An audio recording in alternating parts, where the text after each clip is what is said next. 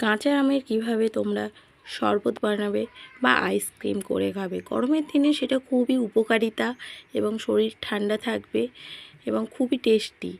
প্রথমে আমি 4টে কাঁচা আম ভালোভাবে ধুয়ে নিলাম। এবার একটি হাঁড়িতে অল্প একটু জল দিয়ে আমগুলো পরপর দিয়ে দিলাম। তারপর গ্যাসটা অন করে কিছুক্ষণের জন্য ওটা সিদ্ধ করতে দিলাম। ভালোভাবে সিদ্ধ হয়ে গেলে কিছুক্ষণ ঠান্ডা করে একটি বাটিতে করে আমগুলোকে নিয়ে নিলাম এবং ভালোভাবে চটকে ভিতর থেকে শাঁসটা বের করে নিলাম।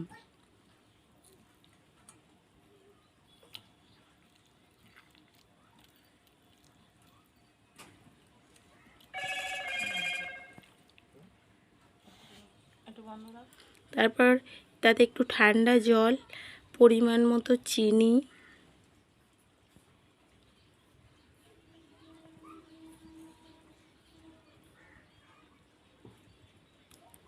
অল্প একটু সামান্য নুন,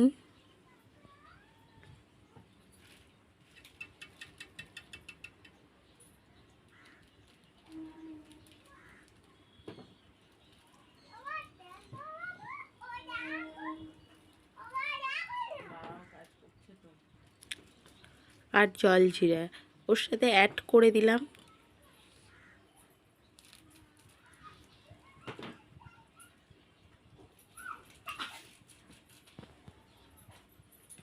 দিয়ে ভালো করে একটি চামচের সাহায্যে সেটাকে মিশিয়ে নিলাম যাতে চিনিগুলো সম্পূর্ণভাবে গলে যায়, নাহলে মিষ্টিটা আমরা বুঝতে পারবো না যে কম না বেশি।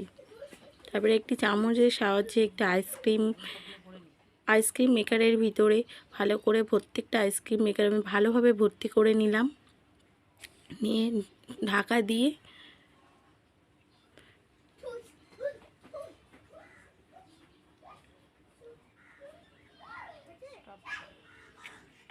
সেটাকে ফ্রিজিং করে দিলাম 12 ঘন্টার জন্য।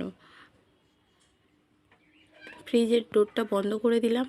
12 ঘন্টা পরে এটাকে আমি খুলে দেখব ও আপনাদেরকে দেখাবো, শেয়ার করব। আর যেটুকুনি অবশিষ্ট বেশি ছিল, বা আপনারা চাইলে শুধু ঠান্ডা জল দিয়েও গ্লাসে করে খেতে পারেন। এটা গরমের সময় কষ্ট, বাইরে থেকে রৌদ্র থেকে ঘুরে আসার পরে এটা খেলে প্রচণ্ড আরাম পাবেন এবং আপনার সঙ্গে সঙ্গে মাইন্ড ঠান্ডা হয়ে যাবে। আর মোনালিসা খেয়ে দেখুন আপনাদেরকে কি রিভিউ দিচ্ছে, জাস্ট ওয়াও।